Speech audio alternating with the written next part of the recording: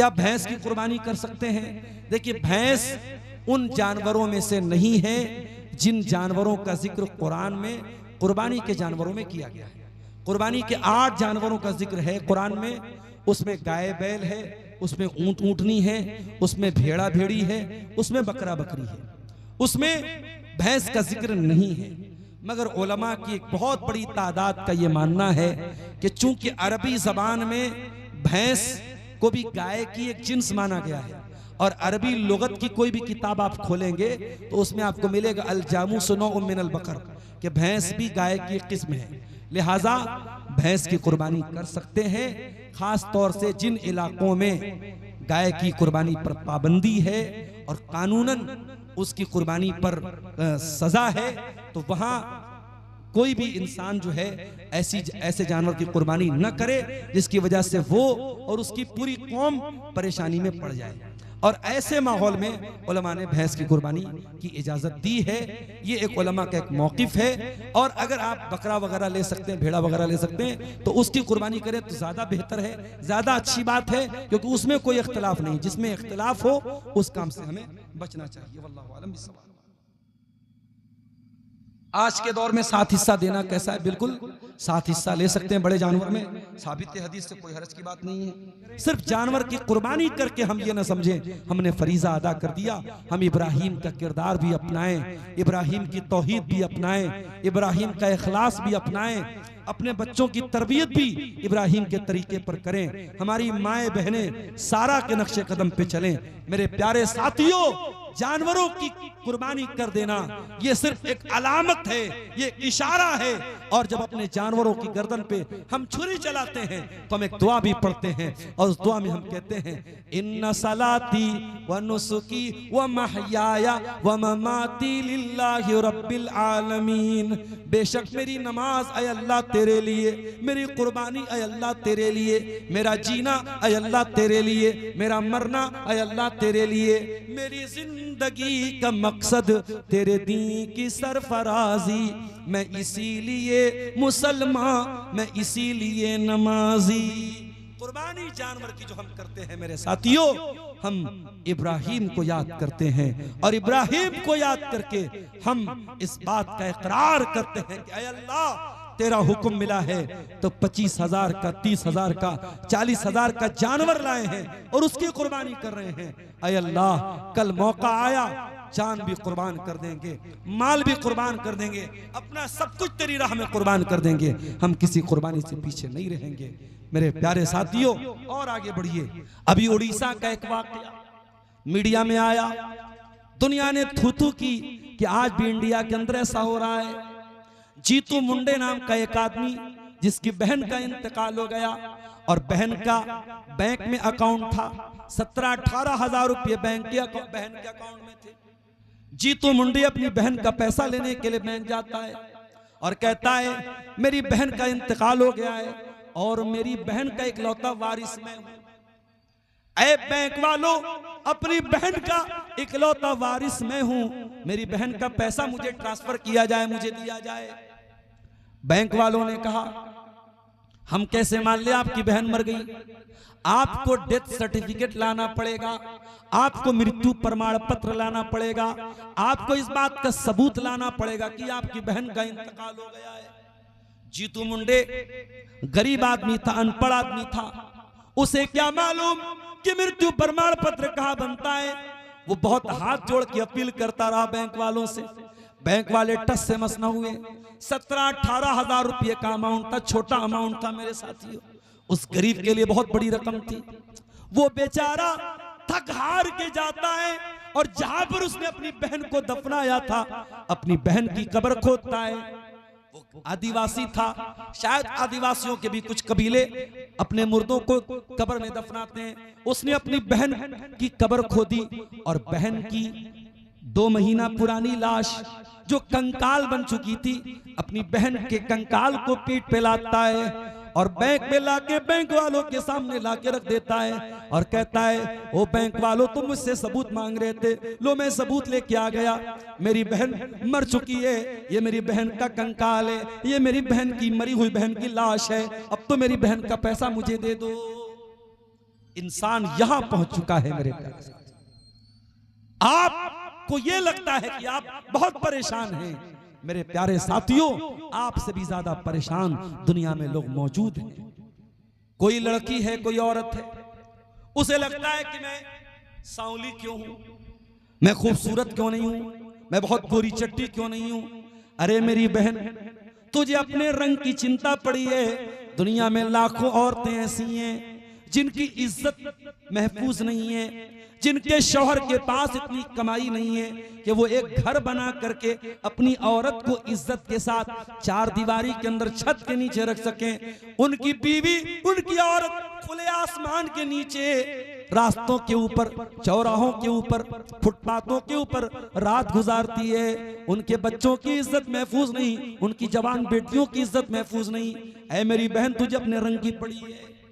ओ मेरे नौजवान साथियों, तुम्हें शिकायत है नौकरी नहीं मिल रही है, तुम्हें शिकायत है बिजनेस नहीं चल रहा है, दुनिया भर के मसले, जबान से कभी अल्लाह का शुक्र अदा नहीं करते हो। मेरे नौजवानों, कभी पागल खाने में जाके देखो, कभी मेंटल हॉस्पिटल में जाके देखो। आपसे ज्यादा स्मार्ट, आपसे ज्यादा हैंडसम, आपसे ज्यादा खूबसूरत नौजवान पागल खाने में आपको मिल जाएगा। चेहरा बहुत खूबसूरत है, बॉडी भी हट्टी कट्टी है, सब कुछ ठीक है, बस दिमाग का कोई वायर, दिमाग का कोई कनेक्शन ठीक नहीं है। अच्छा खासा खूबसूरत हैंडसम इंसान पागल खाने में पागलों की तरह चक्कर लगा रहा है। क्या उस पागल को देखकर आपके दिल में ये एहसास पैदा नहीं होता, ऐ अल्लाह, मैं दुबला पतला ही सही, मैं बहुत स्मार्ट न सही, मैं बहुत हैंडसम न सही, कम से कम इस पागल से तो अच्छा हूं। ऐ अल्लाह, मेरा दिमाग तो सही तरीके से काम कर रहा है। मेरे प्यारे साथियों, मुसीबतों में सब्र करना आसान काम है, लेकिन शुक्र करना मुश्किल काम है। अल्लाह ने फरमाया, मेरा इब्राहिम शुक्रगुजार था, मैंने इब्राहिम को बेटा दिया, तब भी उसने अल्लाह का शुक्र अदा किया। और मैंने इब्राहिम से जब बेटा मांग लिया, तब भी उसने अल्लाह का शुक्र अदा किया। शाकिर अल्लाह इब्राहिम अल्लाह ताला की नेमतों पर अल्लाह ताला का शुक्रिया अदा करने वाले बंदे थे। इजतबा, और अल्लाह ताला ने इब्राहिम को चुन लिया था। वहदाहु इला सिरातिम मुस्तकीम, और अल्लाह ने इब्राहिम को बिल्कुल सीधा रास्ता दिखाया था। इब्राहिम के बाप का नाम आजर था। इब्राहिम जवान हुए, देखा मेरा बाप मिट्टी का, पत्थर का बुत बनाता है और उसकी इबादत करता है। इब्राहिम ने अपने बाप को तौहीद का सबक सुनाया, अपने बाप को तौहीद की तबलीग की, और बड़े सम्मान के साथ, बड़ी इज्जत के साथ, बड़े एहतराम से अपने बाप को समझाया। वज़कुर फिल किताब इब्राहिम इन्नहु काना सिद्दीक़न नबिय्या, याद करो इब्राहिम को, इब्राहिम अल्लाह के सच्चे नबी थे। इज़ क़ाला li अबीही या अबति लिमा ताबुदु मा ला यस्मउ वला युबसिरु वला युगनी अन्का शैआ। इब्राहिम अपने बाप से कहते हैं, अय अब्बा जान, आप क्यों ऐसी चीजों की इबादत करते हैं जो न फायदा पहुंचा सकती हैं, जो नुकसान पहुंचा सकती हैं, जो न देख सकती हैं, न सुन सकती हैं। बड़े प्यार से, बड़ी इज्जत से अपने बाप से बात कर। बाप कौन है? बाप मुशरिक है, बाप काफिर है। आज आप 4 पैसे कमा लें, 4 मकान बना लें, दुनिया में इज्जत हो जाए, शोहरत हो जाए, तो अपने बाप को बुरा भला कहने लगते हो, अपने बाप को डांटने लगते हो। कान खोल के सुन लो, तुम दुनिया के लिए कुछ भी हो जाओ, बड़े बड़े चीफ जस्टिस बन जाओ, IAS ऑफिसर बन जाओ, IPS ऑफिसर बन जाओ, चीफ मिनिस्टर बन जाओ, प्राइम मिनिस्टर बन जाओ, दुनिया के किसी भी कोने में चले जाओ, जब अपने बाप के पास बैठा करो तो ये समझ करके बैठा करो, मेरा बाप, मैं इसका बेटा हूं, ये मेरा बाप है। जब माँ के कदमों में बैठा करो, ये सोच के बैठा करो, ये मेरी जन्नत है, इसके कदमों के नीचे मेरी जन्नत है। बाप से ऊंचा बनने की कोशिश न करना, माँ से ऊंचा बनने की कोशिश न करना। बाप बाप होता है मेरे प्यारे साथियों। इब्राहिम अपने बाप को तबलीग कर रहे हैं, तौहीद की दावत दे रहे हैं। बाप काफिर है, बाप मुशरिक है, मगर इब्राहिम के लहजे में कोई खटास नहीं है, कोई बदतमीजी नहीं है, कोई तल्ख लहजा नहीं है। बड़े प्रेम से, बड़े प्यार से, बड़े सम्मान से बाप से कहते हैं, अब्बा जान आप क्यों ऐसी चीजों की इबादत करते हैं? या अबत इन्नी कद जानी मिनल इल्म मा लम यातिका, ऐ अब्बा जान आपके पास वो इल्म नहीं आया जो मेरे पास आया। फत्तबेनी अहदिका सिरातन सविया, अब्बा जान आप मेरी पैरवी कीजिए, मैं आपको सीधे रास्ते पे लेके चलूंगा। या अबती ला ताबुद शैतान, ऐ अब्बा जान शैतान की पूजा न करना, शैतान की इबादत न करना। इन्नहु काना लिर्रहमान असिया, अब्बा जान शैतान अल्लाह ताला का बहुत बड़ा नाफरमान है। ऐ अब्बा जान मैं चाहता हूं कि कहीं आप शैतान के साथी बनके कहीं जहन्नम की आग में न चले जाएं, इसलिए अब्बा जान आप मेरी बात मान लीजिए। पता ये चला कि तौहीद का मतलब बदतमीजी नहीं होता है। आज आप कटिहार और पूर्णिया और सीमांचल के जिस बेल्ट से आपका ताल्लुक है, आपसे करीब में आपको ऐसे लोग भी मिलेंगे। इसी अररिया में आप चले जाएं, बहुत बड़ी तादाद आपको ऐसी मिलेगी जो अहले हदीस नहीं है, जो तौहीद से दूर हैं, जो कब्रों पे सजदा करने वाले हैं, शिर्क करने वाले हैं। बारसोई चले जाएं, अररिया चले जाएं, किशनगंज चले जाएं, एक बड़ी तादाद आपको ऐसी मिलेगी। मेरे प्यारे साथियों, आपको अल्लाह ने तौहीद की नेमत से नवाजा है, आप शिर्क नहीं करते, आप कब्रों पर सजदा नहीं करते। इसका मतलब ये नहीं कि आपका अखलाक खराब हो जाए। आपको अगर कभी मौका मिले अपने किसी मुसलमान भाई को तौहीद को समझाने का, दावत देने का, तो आपका अंदाज उतना ही प्यारा होना चाहिए, उतना ही मीठा होना चाहिए जो अंदाज हजरत इब्राहिम अलैहिस्सलाम का था। उन्होंने तौहीद की दावत दी, मगर पूरे सम्मान के साथ और पूरी इज्जत के साथ अपने बाप की इज्जत का भी ख्याल रखा, अपने बाप के सम्मान का भी ख्याल रखा और अपने बाप को तौहीद की दावत दी। लेकिन इब्राहिम का बाप बड़ा जिद्दी था, बड़ा हठ धर्म था। क़ाल अराग़िबुन अंत अन आलिहती या इब्राहिम लइल्लम तंतही लअरजुमन्नका वहजुरनी मलिया। कहा इब्राहिम बाप दादा का मजहब छोड़ना चाहते हो? जिसको हमारे बाप दादा जिनकी इबादत करते थे, पूजा करते थे, उनको तुम छोड़ना चाहते हो? ऐ इब्राहिम अगर तुम बाज नहीं आए, लअरजुमन्नका पत्थरों से मार मार के तुम्हें खत्म कर दूंगा। वहजुरनी मलिया, चले जाओ, मुझे छोड़ के निकल जाओ यहां से। अल्लाहु अकबर। इब्राहिम अब्बा जान कह के बात कर रहे हैं, और इब्राहिम का बाप बेटा भी नहीं कह रहा है, बेटा भी नहीं कह रहा है, नाम लेके कह रहा है, जान से मारने की धमकी दे रहा है। इतना सख्त अंदाज बाप ने अपनाया। इब्राहिम का लहजा अभी भी सख्त नहीं हुआ। इब्राहिम ने उसी प्यार भरे लहजे में जवाब दिया, क़ाल सलामुन अलैक सअस्तग़फिरु लका रब्बी इन्नहु कान बी हफिया। ऐ अब्बा जान कोई बात नहीं, ऐ अब्बा जान अगर आपको मेरी बात समझ में नहीं आती कोई बात नहीं, मैं अल्लाह ताला से दुआ करूंगा आपकी माफी के लिए, आपकी मग़फ़िरत के लिए, आपकी बख्शिश के लिए मैं अल्लाह ताला से दुआ करूंगा। इब्राहिम ने वादा तो कर लिया, लेकिन जब बाद में अल्लाह ने बता दिया कि ऐ इब्राहिम तुम्हारा बाप मुशरिक है और मुशरिक के लिए मग़फ़िरत की दुआ नहीं कर सकते, तो इब्राहिम ने फौरन ऐलान किया, तबर्रा मिन्हु। इब्राहिम ने ऐलान किया कि मेरे बाप से मेरा कोई ताल्लुक नहीं है। अगर मेरा बाप अल्लाह के दीन को कबूल नहीं करता है, अगर तौहीद को कबूल नहीं करता है, तो मैं अपने बाप की मग़फ़िरत की दुआ जो मैंने जो मांगी थी मैं उससे रुजू करता हूं, और आज के बाद मैं इस तरीके की कोई दुआ नहीं करूंगा। पता ये चला अल्लाह ताला के यहाँ रिश्ता नाता बाद में देखा जाएगा, पहले ईमान देखा जाएगा, पहले अकीदा देखा जाएगा। आज इंसान बिरादरी पनास करता है, मैं शेरशाबादी हूं, मैं शेख हूं, मैं अंसारी हूं, मैं सैयद हूं, मैं पठान हूं, ओ लोगों, ये बरादरियां जो आपने बनाई हैं, ये बरादरी जान पहचान के लिए तो ठीक है, ये नाम बताने के लिए तो ठीक है, लेकिन खबरदार, अगर दिल के किसी कोने में ये बैठा हुआ है मेरी बरादरी ज्यादा अच्छी है, मेरी बरादरी ज्यादा ऊंची है, मेरा मकाम ज्यादा ऊंचा है, तो कान खोल के सुन लो। कुरान कहता है या अय्युहन्नास इन्ना खलकनाकुम मिन ज़करिन व उन्सा, ऐ इंसानों, तुम एक माता पिता की संतान हो, एक माँ बाप की औलाद हो, एक आदम और एक हव्वा की औलाद हो। वजअलनाकुम शुऊबन व क़बाइल लितआरफू, ये तुम्हारी जो बरादरियां बनाई गई, ये जो तुम्हारे खानदान बनाए गए, ये जान पहचान के लिए बनाए गए। इन्ना अक्रमकुम इंदल्लाहि अत्क़ाकुम, ओ लोगो, तुम में सबसे ज्यादा इज्जत वाला वो है जिसके अंदर अल्लाह का तकवा सबसे ज्यादा है, अल्लाह का डर सबसे ज्यादा है। यहाँ ये नहीं देखा जाएगा आप किसके बेटे हैं और किसके बाप हैं और आपकी बरादरी क्या है, अल्लाह क्या ये नहीं देखा जाएगा। अल्लाह क्या आपका अकीदा देखा जाएगा, अल्लाह क्या आपकी तौहीद देखी जाएगी।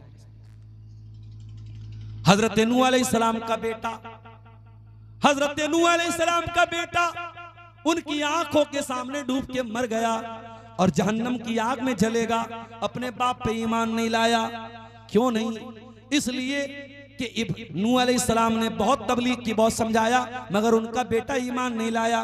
शायर कहता है बगावत पर हो आमादा तो डूबे नूह का बेटा, यहाँ नामो नसब की बरतरी से कुछ नहीं होता। अल्लाह क्या ये नहीं देखा जाएगा आप किसके बेटे हैं, आप किसके बाप हैं, अल्लाह के यहाँ आपका अमल देखा जाएगा, आपकी तौहीद देखी जाएगी। मेरे प्यारे साथियों, इब्राहिम का बाप ईमान नहीं लाया और इब्राहिम अपने बाप को छोड़ के चले गए। बाप को छोड़ दिया इब्राहिम ने, अल्लाह की तौहीद के लिए बाप को छोड़ा। आसान काम नहीं होता है बाप को छोड़ना। जिनके बाप जिंदा हैं शायद उन्हें मेरी बात समझ में ना आए, जिनके बाप मर चुके हैं उनको मेरी बात समझ में आएगी। बाप जब तक जिंदा रहता है एक दीवार बन के खड़ा रहता है। बहुत सारे मसले मसाइल और जिंदगी की बहुत सारी समस्याएं जब तक बाप जिंदा रहता है हमें एहसास तक नहीं होने देता, हमें भनक तक लगने नहीं देता। जब बाप मर जाता है तब हमें एहसास होता है कि बाप कितनी बड़ी दीवार बन के खड़ा था और बाप की वजह से हम कितनी सारी मुसीबतों से दूर थे। मेरे प्यारे साथियों, इब्राहिम ने अल्लाह के लिए अपने बाप को छोड़ दिया। और उसूल याद रखना, कानून याद रखना, जब आप अल्लाह के लिए कोई चीज छोड़ेंगे अल्लाह जरूर उसका बेहतरीन बदला आपको देगा। ये अल्लाह के रसूल की हदीस भी है, मन तरका लिल्लाहि शैअन अव्वदहुल्लाहु खैरम मिनहा, जो अल्लाह ताला के लिए कोई चीज छोड़ देगा अल्लाह उससे बेहतरीन चीज उसको अता फरमाएगा। इब्राहिम ने अल्लाह की तौहीद के लिए अपने बाप को छोड़ा था, अल्लाह ने उसका बदला क्या दिया? अल्लाह ने बदला ये दिया, कयामत तक आने वाले जितने नबी आए, जितने रसूल आए, सब इब्राहिम की नस्ल में से आए। इसहाक भी नबी, इस्माइल भी नबी, याकूब भी नबी, यूसुफ भी नबी, मूसा भी नबी, ईसा भी नबी, सुलेमान भी नबी, दाऊद भी नबी, ये सब हजरत इब्राहिम की नस्ल में से थे।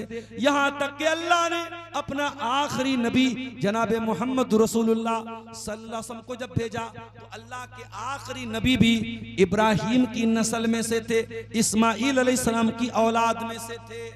अल्लाह ने इब्राहिम को बदला ये दिया है, उन्होंने अल्लाह की तौहीद के लिए बाप को छोड़ा, अल्लाह ने नबियों का बाप बना दिया। मेरे प्यारे साथियों, आप अल्लाह के लिए कोई चीज छोड़ देंगे अल्लाह आपकी कुर्बानी को बर्बाद नहीं करेगा। अल्लाह ने इब्राहिम को नबियों का बाप बना दिया।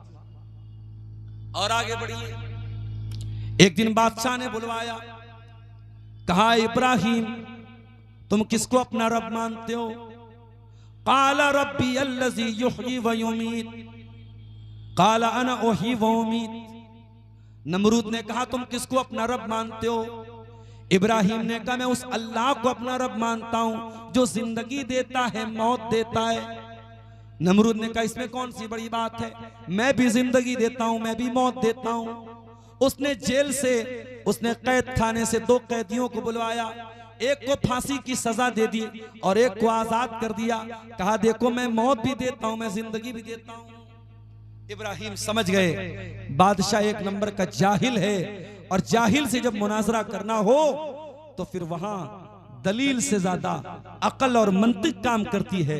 इब्राहिम अलैहिस्सलाम ने फौरन दूसरी दलील दे दी। काला फ़इन्नल्लाह याती बिश्शम्सि मिनल मशरिक़ फ़अति बिहा मिनल मग़रिब। कहा है नमरूद, अगर तू ये कहता है कि तू हमारा रब है तो मेरा अल्लाह वो है जो सूरज को पूरब से निकालता है और पश्चिम में डुबो देता है। ऐ नमरूद, तू एक काम कर, एक दिन के लिए तू उलट दे, तू सूरज को पश्चिम से निकाल करके पूरब में डुबो दे।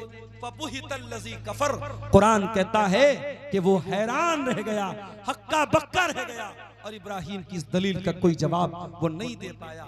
मेरे प्यारे साथियों, पता ये चला कि इब्राहिम एक बहुत अच्छे मुनाजिर भी थे, मुनाजरा का फन भी वो जानते थे, किस तरीके से सामने वाले को कायल करना है, किस तरीके से दलील देना है, इब्राहिम बहुत अच्छी तरीके से जानते थे। इब्राहिम अलैहिस्सलाम की कौम सितारों की पूजा करती थी, सूरज की इबादत करती थी, चांद की इबादत करती थी। एक दिन इब्राहिम अलैहिस्सलाम छत पे चढ़े, उनकी कौम के लोग भी आसपास में थे। फलम्मा जन्ना अलैहिल लैलु रआ कौकबन क़ाला हाज़ा रब्बी। जब हजरत इब्राहिम ने सितारे को देखा, सितारा चमक रहा था, कहा है लोगों, ये देखो ये सितारा जिसको तुम रब मानते हो, चलो मैं भी रब मानता हूँ। फलम्मा अफला, थोड़ी देर के बाद जब सुबह हुई सितारा गायब हो गया। इब्राहिम ने कहा, ओ लोगों, सितारा तो गायब हो गया, सितारा तो डूब गया। ला उहिब्बुल आफिलीन, और मैं डूबने वालों को पसंद नहीं करता। जो डूब जाए वो रब नहीं हो सकता, वो हमारा माबूद नहीं हो सकता। फलम्मा रअल कमर बाज़िगन क़ाला हाज़ा रब्बी। अगले दिन इब्राहिम अलैहिस्सलाम ने जब चांद निकला, चांद को देख के कहा, ओ मेरी कौम के लोगों, चलो चांद को तुम अपना रब मानते हो, चलो मैं भी मान लेता हूँ। फलम्मा अफला क़ाला लइल्लम यहदिनी रब्बी लअकूनन्न मिनल कौम मिनद्दाल्लीन। कहा है मेरी कौम के लोगों, देखो चांद भी डूब गया, चांद भी डूब गया। अगर मैं तुम्हारे साथ चांद की इबादत करने वाला हो जाता तो मैं भी गुमराह हो जाता। अगले दिन सुबह को सूरज निकला। फलम्मा रअश-शम्स बाज़िगतन क़ाला हाज़ा रब्बी हाज़ा अकबर। जब सूरज निकला, सूरज तो सबसे बड़ा था देखने में, हजरत इब्राहिम ने कहा, चलो सूरज को रब मान लेते हैं। फलम्मा अफलत क़ाला या कौमी इन्नी बरीउम मिम्मा तुशरिकून। जब शाम को मगरिब का टाइम आया और सूरज गुरूब हो गया, सूरज डूब गया, इब्राहिम ने ऐलान किया, ऐ मेरी कौम के लोगों, न चाँद तुम्हारा रब, न सितारा तुम्हारा रब, न सूरज तुम्हारा रब है। इन्नी वज्जहतु वजहिया लिल्लज़ी फ़तरस समावाति वल अर्ज़ हनीफ़ा। ऐ मेरी कौम के लोगों, मैंने तो अपना चेहरा उस अल्लाह की तरफ कर लिया है जो आसमानों और जमीन का पैदा करने वाला है। मैं उसी अल्लाह को अपना रब मानता हूँ, उसी अल्लाह को अपना माबूद मानता हूँ। इस तरीके से इब्राहिम अलैहिस्सलाम ने अपनी कौम को, मेरे प्यारे साथियों, तौहीद का पाठ पढ़ाया, तौहीद का सबक पढ़ाया। मगर यह काम आसान नहीं था, कौम दुश्मन हो गई। और जब हजरत इब्राहिम खुल्लम खुल्ला उनके बुतों को बुरा भला कहने लगे, कौम उनके खिलाफ हो गई, कौम दुश्मन हो गई। एक दिन इब्राहिम ने कहा कि ऐ मेरी कौम के लोगों, तुम्हारे इन पत्थर के माबूदों का मैं बहुत बुरा हाल करने वाला हूं। एक दिन कौम का कोई त्योहार था, कोई मेले का दिन था, सारी कौम मेला और त्योहार मनाने चली गई। इब्राहिम अपनी कौम के बुत खाने में आए और सारे बुतों को तोड़ दिया, बड़े वाले को छोड़ करके। जब कौम के लोग मेले से वापस आए अपनी इबादत करने के लिए, तो देखा हमारे सारे माबूद तो टूटे पड़े हैं। कालू मन फ़अला हाज़ा बिआलिहतिना, किसने हमारे माबूदों के साथ ये काम किया है? इन्नहु लमिनज़्ज़ालिमीन, वो बहुत बड़ा जालिम है। कालू समेना फतन यज़कुरुहुम युक़ालु लहू इब्राहीम। तो कौम के कुछ लोगों ने कहा, एक नौजवान है जिसका नाम इब्राहिम है, वही इन बुतों के बारे में बुरा भला कहता है। पता ये चला कि इब्राहिम ने जब बुतों को तोड़ा था और इतना बड़ा रिस्क लिया था, वो नौजवान थे।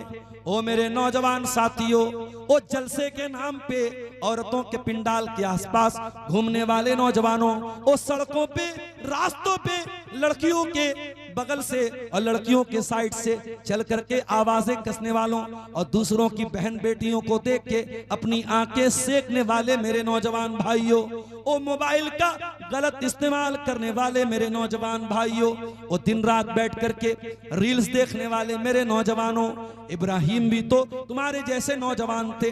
18 साल के, 20 साल के, 22 साल के नौजवान थे। जिस उम्र में तुम बैठ करके मोबाइल पर रील देखते हो, जिस उम्र में बैठ के तुम शराब पीते हो, जिस उम्र में बैठ के तुम जुआ खेलते हो, इब्राहिम अपनी कौम से लोहा ले रहे हैं, अपनी कौम से टक्कर ले रहे हैं, अपनी कौम को चैलेंज दे रहे हैं और इतना बड़ा रिस्क ले रहे हैं। सारे बुतों को तोड़ दिया और कौम के लोगों ने कहा है कोई नौजवान जो इन बुतों की बुराई करता है, बुलाओ उसको। इब्राहिम को लाया गया। ऐ इब्राहिम, क्या तूने इनको तोड़ा है? इब्राहिम ने झूठ नहीं बोला। इब्राहिम ने ये नहीं कहा मैंने नहीं तोड़ा है। काला बल फ़अलहु कबीरुहुम हाज़ा फस्अलूहुम इन कानू यंतिकून। कहा रे देख नहीं रहे हो, सब टूट गए, बड़ा वाला बचा है, बड़े वाले से पूछ लो, ये बता देंगे, ये बोल देंगे किसने तोड़ा है। कौम के लोगों ने थोड़ी देर दिमाग लगाया। लक़द अलिमता मा हाउलाई यंतिकून। ऐ इब्राहिम, तुम जानते हो ये बोल नहीं सकते। बस इब्राहिम को यही तो उनकी जबान से निकलवाना था। क़ाल उफ़्फ़िल लकुम वलिमा ताबुदून मिन दूनिल्लाह अफ़ताबुदून मिन दूनिल्लाहि। ऐ मेरी कौम के लोगों, अफसोस है तुम्हारी अकल के ऊपर, तुम अल्लाह को छोड़ के ऐसी चीजों की इबादत करते हो जो न नुकसान पहुंचा सकती हैं, न फायदा पहुंचा सकती हैं, न सुन सकती हैं, न देख सकती हैं, न बोल सकती हैं। तुम्हारी अकल मारी गई है, तुम्हारी मत मारी गई है, तुम क्यों इनकी इबादत करते हो? जब इब्राहिम ने इतनी मजबूत दलील दे दी और इब्राहिम की कौम लाजवाब हो गई, तो हर जमाने में तरीका क्या रहा है, जब बातिल के पास दलील का जवाब दलील से नहीं बचता है तो बातिल ताकत का इस्तेमाल करता है। कालू हर्रिकूहु वंसुरू आलिहतकुम इन कुंतुम फाइलीन। कौम के लोगों ने कहा इब्राहिम को जला डालो, इसको आग में डाल दो, अपने माबूदों की मदद करो। अभी जावेद अख्तर साहब का एक वीडियो मेरे सामने आया। जावेद अख्तर साहब बड़े पढ़े लिखे हैं, बड़े काबिल आदमी हैं, बॉलीवुड के लिए गाने लिखते हैं, बड़े यानी इंटेलेक्चुअल पर्सन माने जाते हैं। उनका एक वीडियो मैंने देखा, बड़ी बचकाना बात उन्होंने कही। क्या कहा कि आप अपने घर में नौकर रखते हैं तो सोच समझ के रखते हैं, अपनी गाड़ी का ड्राइवर रखते हैं तो सवाल करते हैं कैसी गाड़ी चलाते हो, पहले कहां चलाते थे, कितनी सैलरी लोगे। अपने घर में खाना पकाने वाला बावर्ची रखते हो, कुक रखते हो, उसकी सैलरी देने के पहले सवाल करते हो। कहा वो लोगों बड़ी अजीब बात है, बावर्ची रखते हो तो सवाल करते हो, ड्राइवर रखते हो तो सवाल करते हो, नौकर रखते हो तो सवाल करते हो, और गॉड को ऐसे ही मान लेते हो, गॉड को ऐसे ही रख लेते हो, गॉड के बारे में कोई सवाल नहीं करते। अब जरा सोचिए कि भानमती का कुंबा जोड़ा, कहां की ईट कहां का रोड़ा। जावेद अख्तर साहब अल्लाह को किससे जोड़ रहे हैं? नौकर से जोड़ रहे हैं, ड्राइवर से जोड़ रहे हैं, कुक से जोड़ रहे हैं। हम जावेद अख्तर साहब से कहना चाहेंगे, जावेद साहब आपकी मिसाल सही नहीं है। ड्राइवर को हम सैलरी देते हैं, बावर्ची को हम सैलरी देते हैं, नौकर को हम तनख्वाह देते हैं, और अल्लाह तो वो है जिसने हमको पैदा किया। हम अपनी माँ के पेट में थे, 9 महीने अपनी माँ के पेट में थे, दुनिया हमारा नाम भी नहीं जानती थी। हम तो माँ के पेट में थे, हमारा चेहरा भी किसी ने नहीं देखा था। दुनिया में आए तो कोई सेल्फी ले रहा है, कोई वीडियो बना रहा है, कोई फोटो ले रहा है। जावेद अख्तर साहब जब अपनी माँ के पेट में थे, वहां कौन सी जात है जो माँ के पेट में हमें ऑक्सीजन पहुंचा रही थी, हमें खिला रही थी, हमें पिला रही थी, हमारा दिल बना रही थी, हमारा दिमाग बना रही थी। हमको 9 महीने माँ के पेट में एक कंप्लीट इंसान बनाने वाला कौन है? वही तो गॉड है जिसको आप गॉड कहते हैं और जिसको हम अल्लाह कहते हैं। वो अल्लाह है जावेद अख्तर साहब। अल्लाह को हमने नहीं रखा, अल्लाह हमको रखता है। अरे अल्लाह अगर चाहे अभी बनारस मैं सुबह मदरसे में पढ़ा रहा था, एक हमारे मोहल्ले के करीब से एक खबर आई, 2 लड़के बाइक से जा रहे थे और एक तेज रफ्तार की एम्बुलेंस आई और बाइक को लड़ाते हुए, और बाइक पर 2 लोग सवार थे, एक को कुचलते हुए चली गई, एक का ऑन स्पॉट इंतकाल हो गया, एक बेचारा भी हॉस्पिटल में आखिरी सांसें ले रहा है।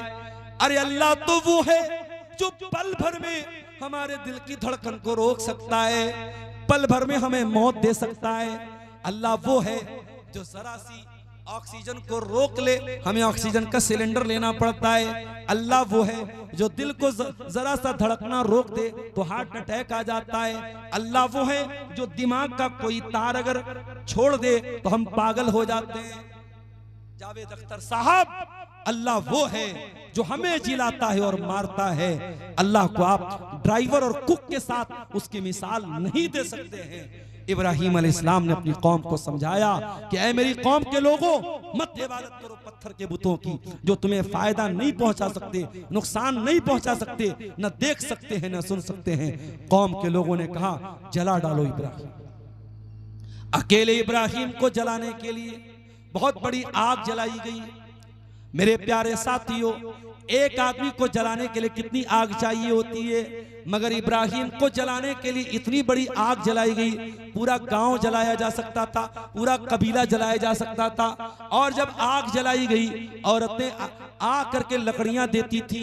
किसी औरत का बच्चा बीमार हो जाता था, कहती थी अगर मेरा बच्चा ठीक हो जाएगा मैं इब्राहिम की आग में इतनी लकड़ियां दूंगी। बहुत खतरनाक आग जलाई गई। और जब आग में डालने का नंबर आया इब्राहिम को, इब्राहिम का कुर्ता उतार दिया गया, इब्राहिम के बदन से कपड़ा उतार दिया गया और उनको बरहना करके और नंगा करके आग में डाला गया ताकि आग जल्दी से उनके बदन को जला दे। इब्राहिम को आग में डाला जा रहा है।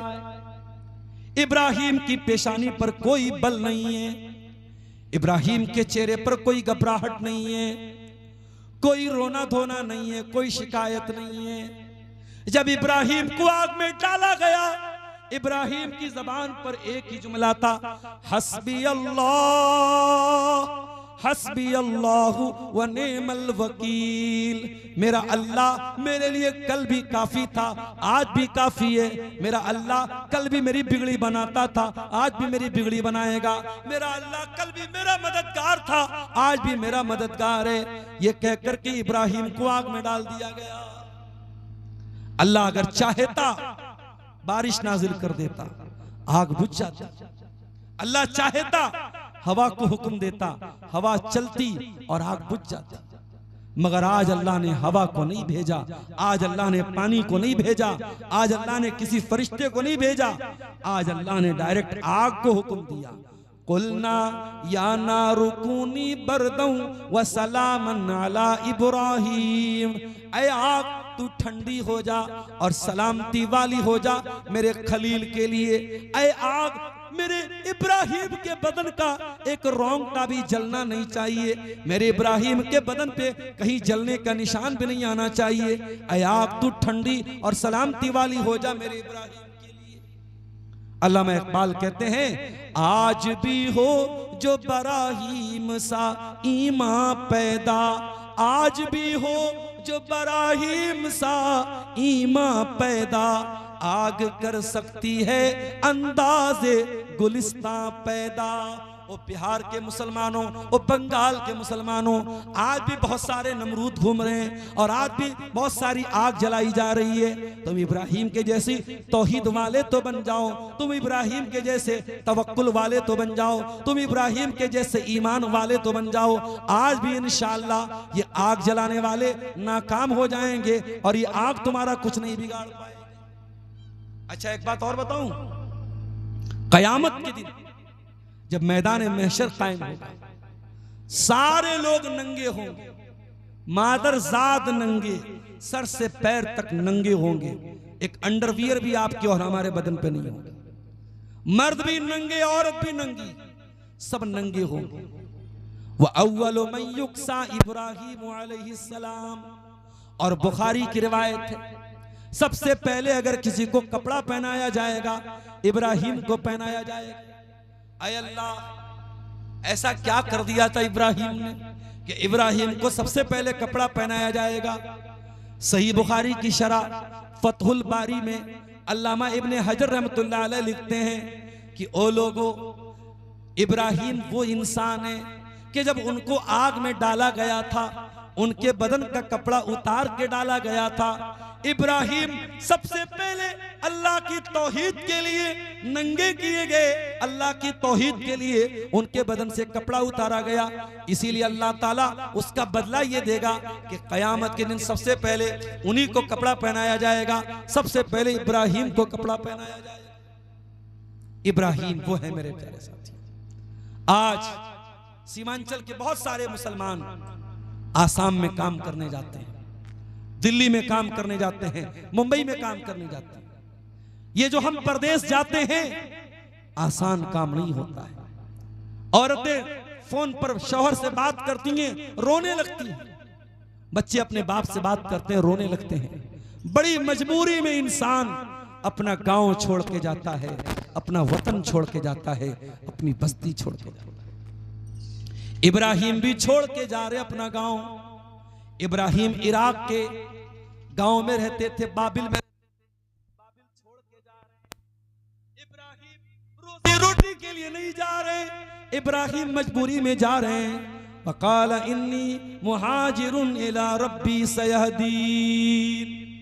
इब्राहिम अल्लाह ताला की तौहीद के लिए अपना गांव छोड़ के जा रहे हैं, अपना वतन छोड़ के जा रहे, हिजरत कर रहे हैं। और इब्राहिम जब जा रहे थे अकेले नहीं थे, उनके साथ उनकी लाइफ पार्टनर भी थी, उनकी बीवी भी थी जिनका नाम सारा था। हजरत सारा अपने शौहर के साथ जा रही थी। रास्ते में एक जालिम बादशाह की सरहद के पास से इनका गुजर। जालिम बादशाह की आदत थी, अगर कोई खूबसूरत लड़की नजर आ जाती थी उसके साथ रेप करता था और उसके शौहर को कत्ल करवा देता था। अगर वो शादीशुदा होती थी शौहर को कत्ल करवा देता था, औरत के साथ रेप करता था। बड़ा ही बदतमीज और बड़ा ही बेहुदा और बड़ा ही जालिम बादशाह था। उसने सारा को देखा, सारा बहुत खूबसूरत थी। उसने इब्राहिम को कैद खाने में डाला और सारा को अपने पास बुलवाया। जब सारा इब्राहिम के पास से जाने लगी, इब्राहिम ने धीरे से सारा के कान में कहा, ऐ मेरी बीवी सारा, अगर बादशाह तुमसे पूछे कि ये कौन था तो ये मत बताना कि ये मेरे शौहर थे। शौहर बताओगी तो मुझे कत्ल कर दिया जाएगा। ये बताना कि तुम मेरी बहन हो और मैं तुम्हारा भाई हूं। और ये बात गलत भी नहीं है, अगरचे हम दोनों मियाँ बीवी हैं, मगर ईमान के रिश्ते के एतबार से इस वक्त पूरी दुनिया में अल्लाह की तौहीद पे चलने वाला एक मैं हूँ, एक तुम हो। ईमान के रिश्ते के एतबार से हम दोनों भाई बहन हैं। लिहाजा अगर बादशाह पूछे तो बता देना कि तुम मेरी बहन हो। बादशाह ने अपने कमरे में, अपने बेडरूम में सारा को बुलवाया। जब सारा के पास बादशाह आया, सारा की जबान से पहला लफ्ज क्या निकला? खबरदार मेरे करीब मत आना। ऐ बादशाह, अल्लाह से डर और मेरे करीब मत आना। ओ मेरी प्यारी माँ बहनों, एक औरत के कैरेक्टर से बढ़ के, उसके किरदार से बढ़ के कुछ नहीं होता।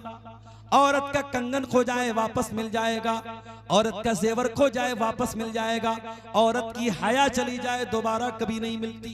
औरत का असल कंगन, असल जेवर उसकी हया है, उसकी आबरू है, उसकी इज्जत है। इसलिए मेरी प्यारी माँ बहनों, कभी अपने आप को किसी के हाथ का खिलौना न बनने देना।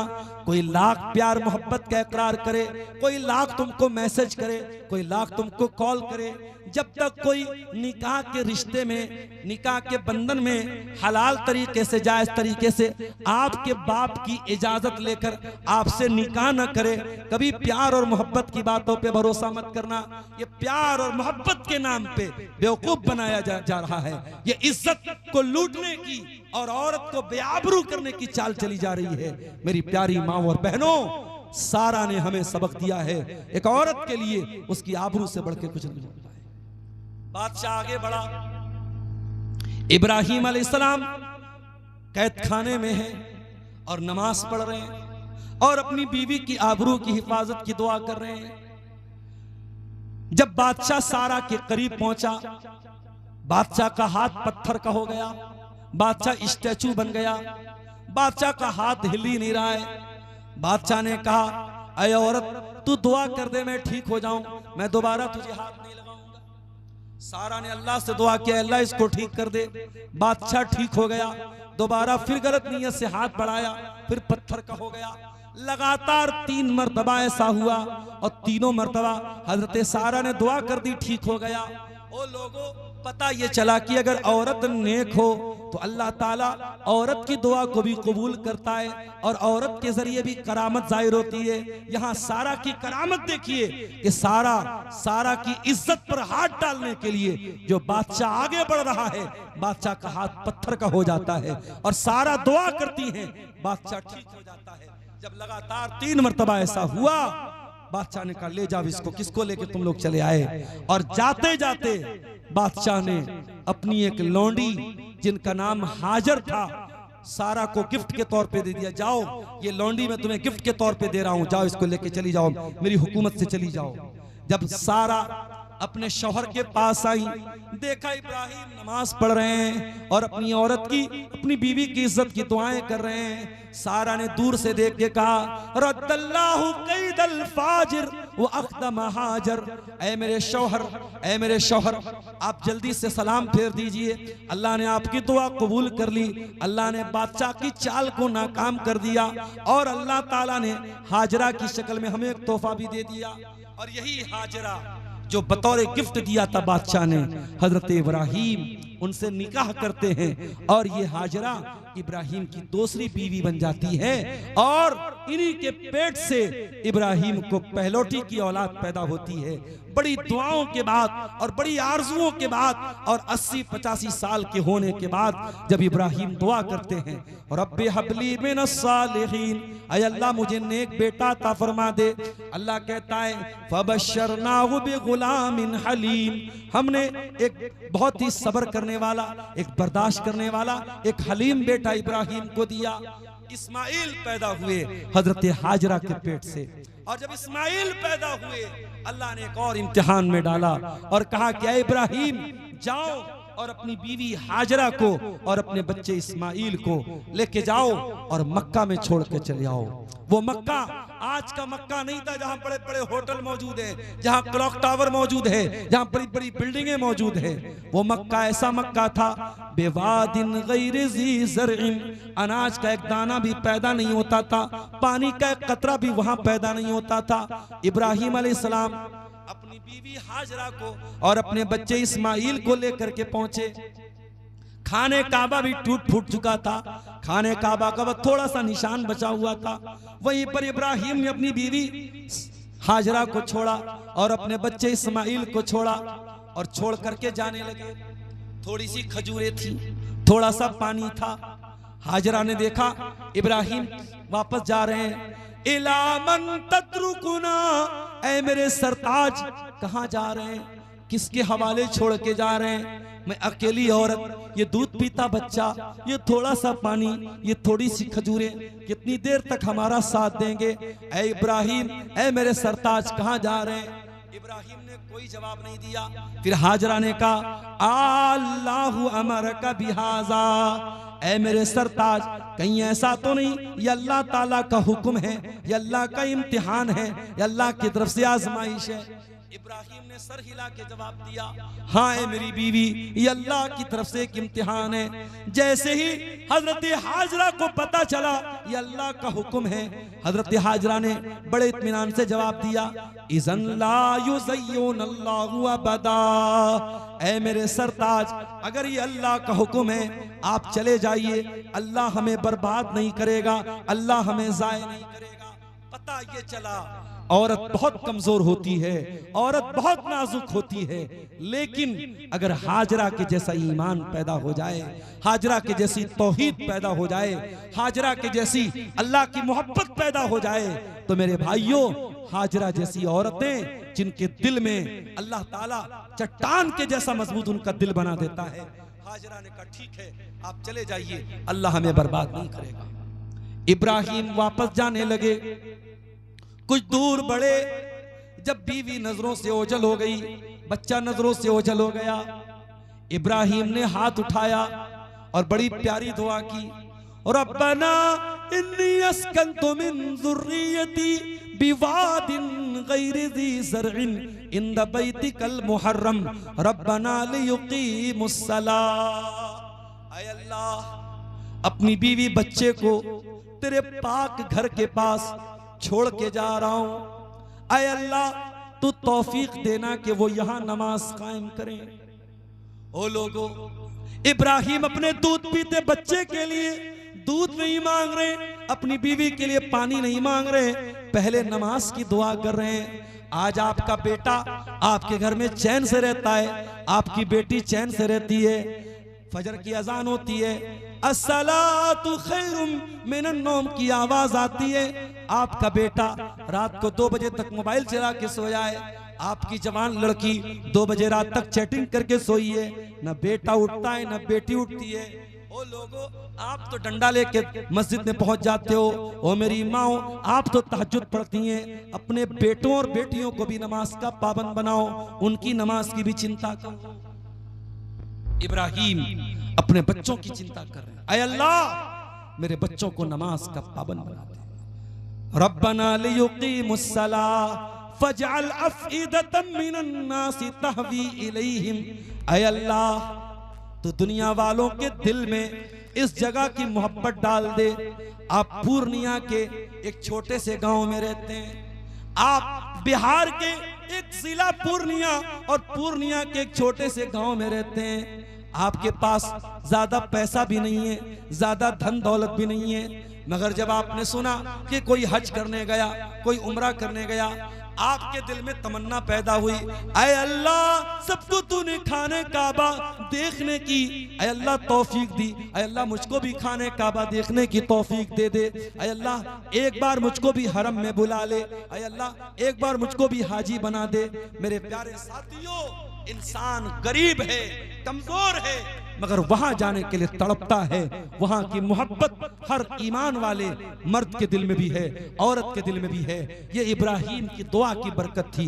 इब्राहिम ने दुआ की थी, फजल अफ़इदतम मिनन नासि तहवी इलैहिम, ऐ अल्लाह तू लोगों के दिल में इनकी मोहब्बत डाल दे, वरज़ुक़हुम मिनस समरात, और ऐ अल्लाह मेरी आने वाली नस्लों को तू फलों की रोजी अता फरमा।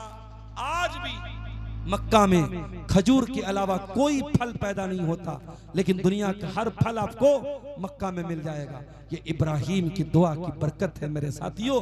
इब्राहिम ने दुआ किया था, ऐ अल्लाह मेरी आने वाली नस्लों को तू फलों की रोज़ी अता।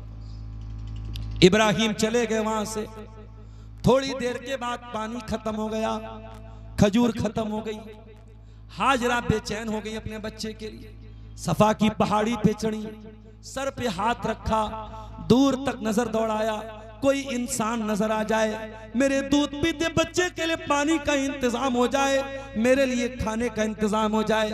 कोई नजर नहीं आया।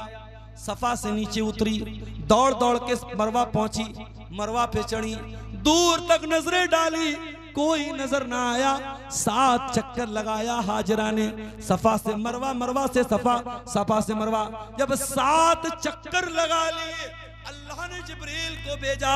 जिब्रील आए और अपने पर को जमीन पे मारा और जमजम का पानी निकलने लगा, और जैसे ही जमजम का चश्मा फूट गया और जमजम निकलने लगा, हजरत हाजरा अपने दुपट्टे से उसकी मुंडेर बनाने लगी, उसका बैरिकेडिंग बनाने लगी, उसकी बॉर्डर बनाने लगी।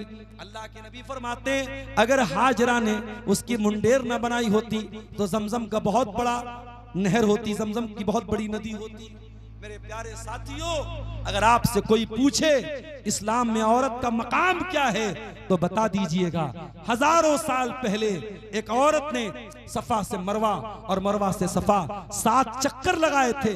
अल्लाह ने उस औरत के इस अमल को कयामत तक के लिए जिंदा कर दिया। और आज भी कोई हज करेगा, कोई उम्रा करेगा, जब तक सफा मरवा का चक्कर नहीं लगाएगा ना उसका हज मुकम्मल होगा ना उसका उम्रा मुकम्मल। उसके बाद जब जमजम का इंतजाम हो गया, पानी का इंतजाम हो गया, फिर वहां पे धीरे धीरे आबादी होने लगी और वहीं पर इस्माइल अपनी माँ की गोद में जवान हुए। बाप से दूर रहते थे, बाप फलस्तीन में रहते थे और इस्माइल मक्का में रहते थे। और इस्माइल अपने बाप के प्यार के बगैर और बाप की तरबियत के बगैर अपनी माँ की तरबियत में अकेले पले और बड़े और जवान हुए। जब इस्माइल जवान हुए 13-14 साल के हो गए, अब हजरत इब्राहिम की जिंदगी का सबसे बड़ा इम्तिहान का टाइम आ गया मेरे साथियों, जिसका नक्शा अल्लाह ताला ने कुरान में सूरह साफ़ात में खींचा है।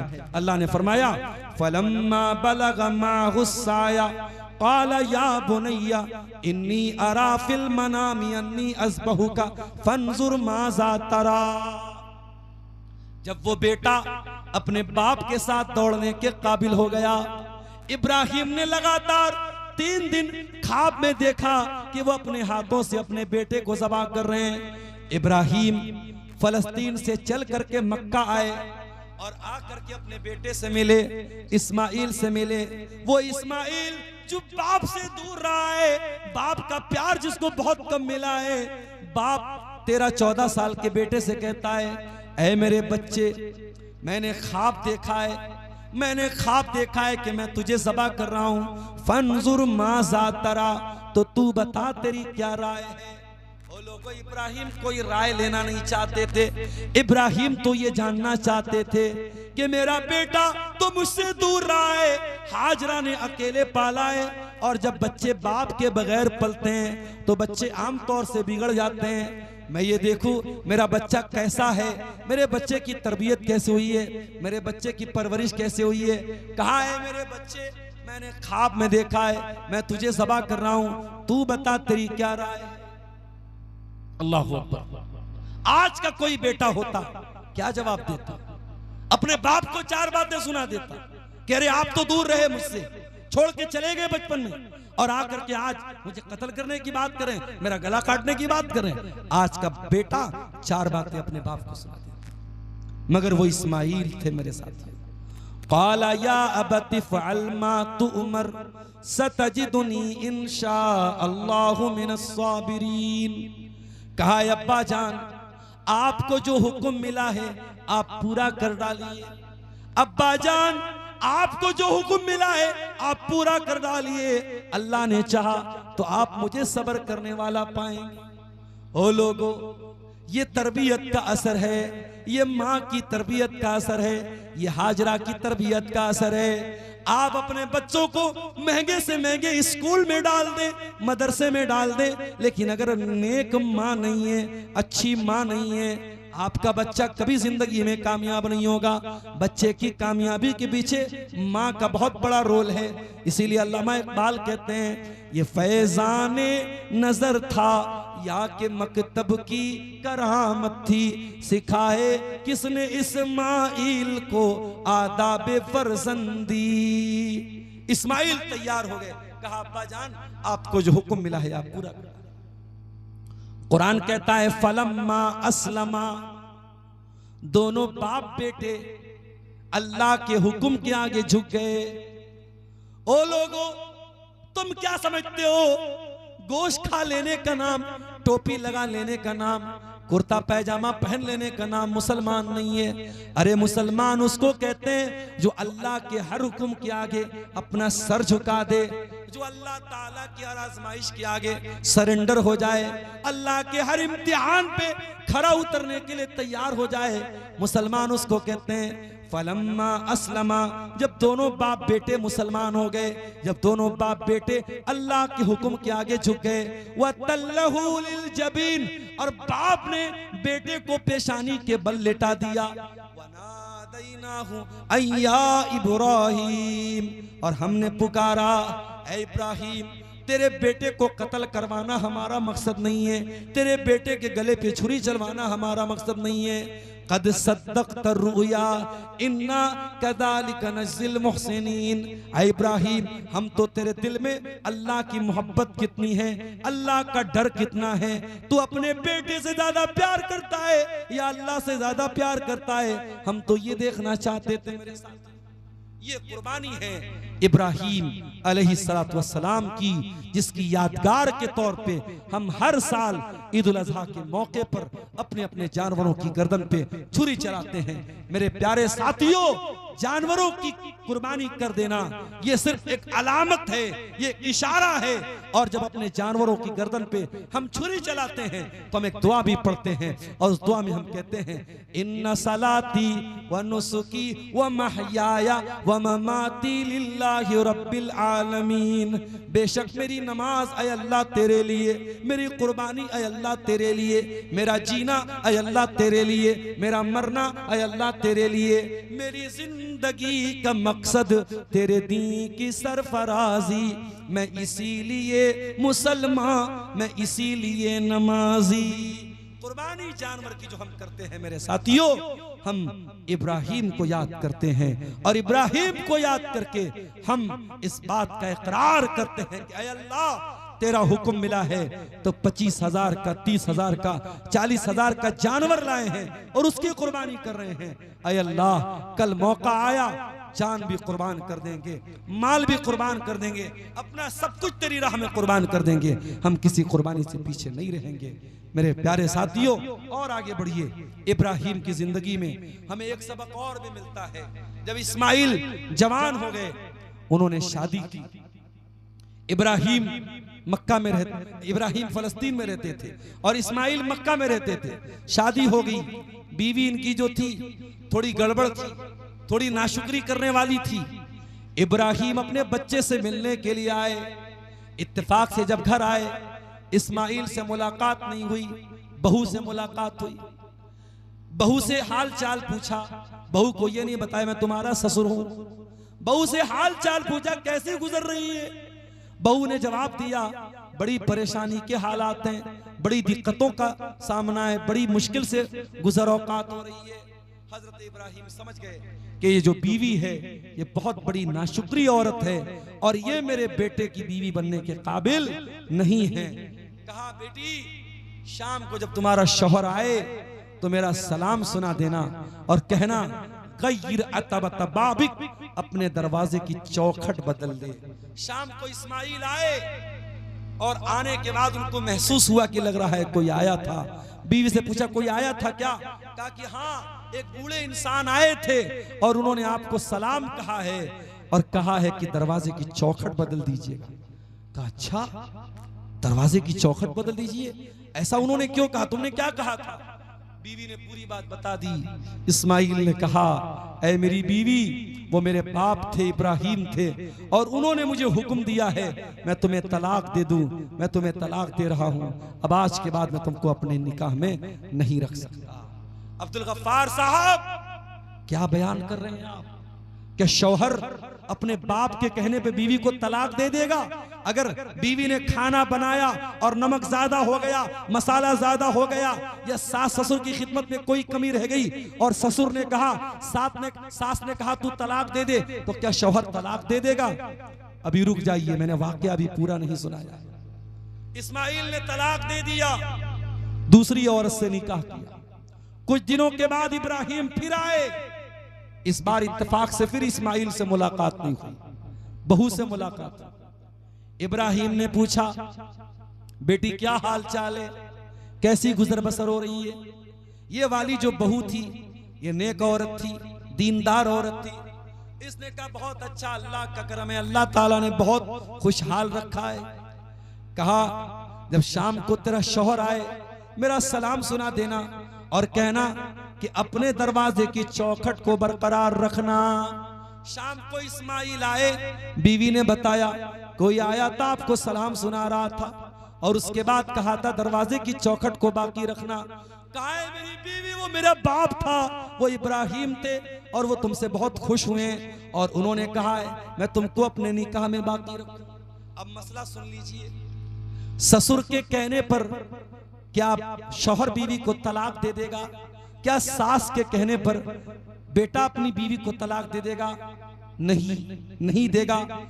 इब्राहिम के कहने पर इस्माइल ने तलाक दिया था क्योंकि इब्राहिम नबी थे। अगर इब्राहिम जैसा कोई बाप है, दीनदार है, नेक है, समझदार है और वाकई में औरत के अंदर कोई इतनी बड़ी कमी है कि जिसकी वजह से वो औरत बीवी के तौर पे रखने के काबिल नहीं है, तब बेटा तलाक देगा। सिर्फ बाप के और माँ के कहने पे तलाक नहीं देगा। और ये भी सुन लीजिए, इब्राहिम ने अपनी बहू को दरवाजे की चौखट कहा था। पता ये चला कि औरत दरवाजे की चौखट होती है और दरवाजे की चौखट वो चीज होती है जहां से आप घर में एंट्री करते हैं। अगर चौखट ही गड़बड़ हो तो घर में एंट्री बहुत खराब हो जाती है। अगर औरत गड़बड़ है, अगर घरवाली गड़बड़ है तो पूरे घर का सत्यानाश हो जाएगा। इसलिए जब रिश्ता देखने जाया करो तो पैसा बाद में देख लेना, दौलत बाद में देख लेना, खानदान बाद में देख लेना, पहले दीनदारी देख लेना। अगर दीनदार औरत है आपके घर जन्नत बना देगी और बेदीन औरत है, बदकार अगर औरत है तो वो आपके घर को जहन्नम बना देगी। मेरे प्यारे साथियों, ये एक दो सवालात आए हैं, हजरत अली साहब आ चुके हैं, हम गुफ्तगू को खत्म करेंगे। इब्राहीम अलैहिस्सलाम की सीरत के कुछ वाक़यात मैंने आपके सामने बयान किए थे। हम इन वाक़यात की रोशनी में अपनी तरबियत करें।